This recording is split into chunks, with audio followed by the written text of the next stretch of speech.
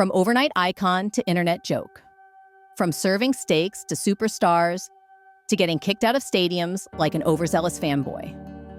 Salt Bae's story isn't just about fame. It's about how fast you can lose it when ego becomes the main course.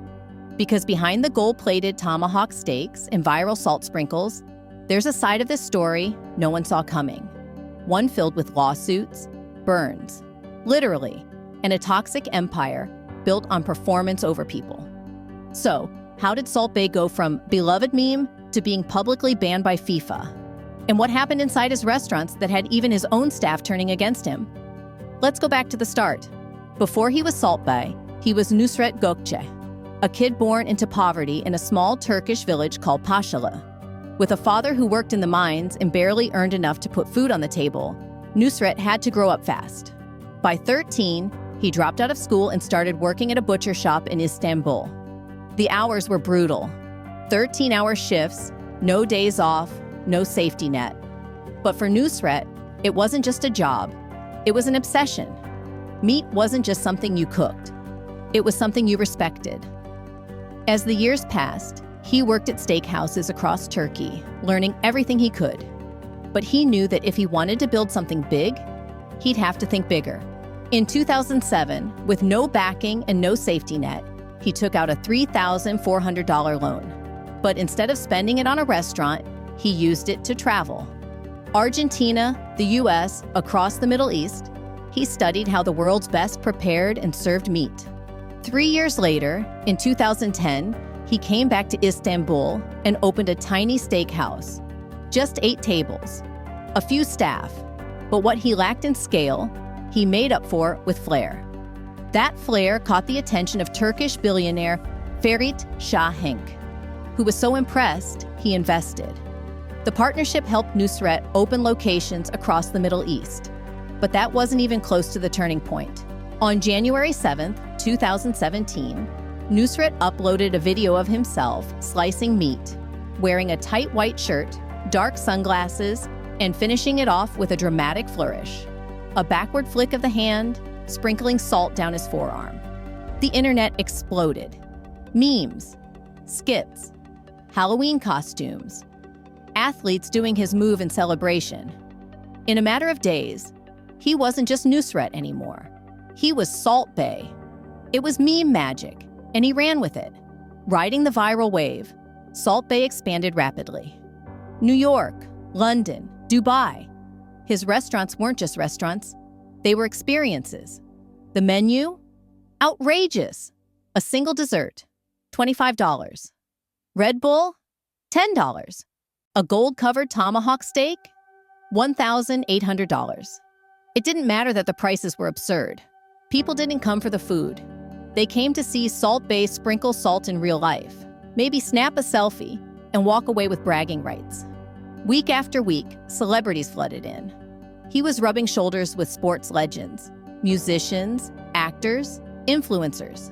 Salt Bae had turned a meme into a multi-million-dollar brand. But behind the gold and glam, things were starting to rot. Despite the buzz, food critics weren't impressed. In fact, they were appalled.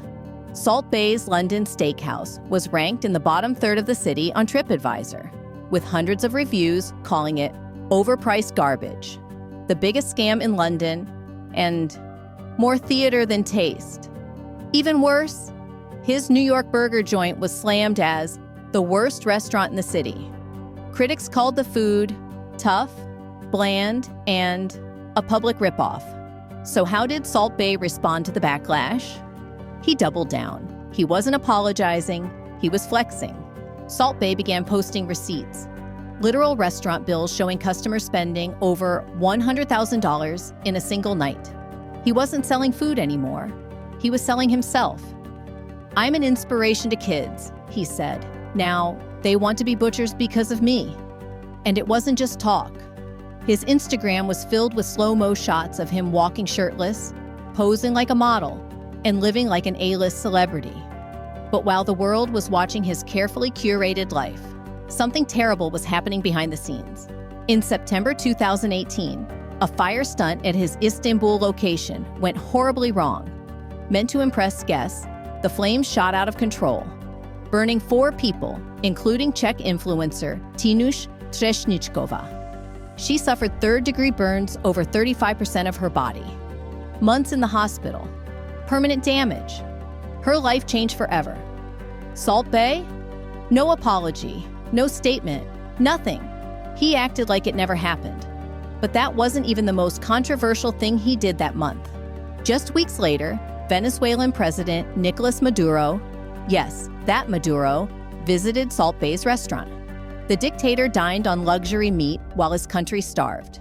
In Venezuela, over 60% of the population had lost weight due to extreme food shortages. And Salt Bae was posting videos of Maduro licking his fingers over tomahawk steak. The internet lost it. Protests erupted outside his restaurants. Even U.S. senators weighed in. Marco Rubio tweeted, "I don't know who this Salt Bae clown is, but the guy he's proud to host is not the president. He's a dictator." Salt Bae eventually deleted the videos. But did he apologize? Of course not. In April 2023, Business Insider dropped a bombshell. A full exposé revealed the dark reality of working in Salt Bae's empire. Employees were fired without warning for breaking a glass or wearing the wrong color shirt. Tips? Stolen or skimmed. Fake lines were staged outside the restaurants to boost hype. Workers were forced to sleep inside during COVID lockdowns and never got paid for the extra hours. One bartender described it as, like being in the Hunger Games. Another said it felt like working for a dictator. And it got even worse for the women. One woman was told to wear a short skirt and high heels on her first day. When she refused, she was harassed by coworkers. One even followed her home. She was fired days later. Another server said she was passed over for promotion because she wasn't attractive enough. There were accusations of tip theft, wage slashing, and systemic discrimination. And to top it all off, customers were also being lied to. Cheaper cuts passed off as premium, leftover wine poured into new glasses, and even steaks falsely labeled as halal. Salt Bae's restaurants weren't just overpriced, they were deceptive. But none of that stopped him from chasing the spotlight. December 18th, 2022. Argentina wins the World Cup. The team celebrates. Messi is crying. The moment is perfect until Salt Bae shows up. He storms the pitch, grabs Messi, begs for a selfie, then grabs the actual World Cup trophy like he earned it. He posed, he smiled, he sprinkled salt, and the world cringed. The backlash was immediate. FIFA launched an investigation and banned Salt Bae from future events. But the damage was done. He had turned the most iconic sports moment of the decade into a desperate grab for attention. By 2024, the empire was collapsing. Most of his U.S. restaurants shut down quietly. London profits dropped by 50%. Dubai traffic slowed to a crawl. His social media engagement tanked. No one cared about gold steaks anymore. Even when he was publicly kicked out of the 2025 UEFA Champions League after-party, it barely made headlines. The truth? People had already moved on. Salt Bae had become a punchline. Salt Bae had the world in the palm of his hand. He could have built a legacy like Gordon Ramsay, built on quality, innovation, and respect.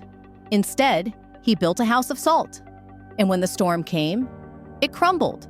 Because internet fame might make you famous, but it won't make you untouchable, especially when the only thing you're serving is yourself.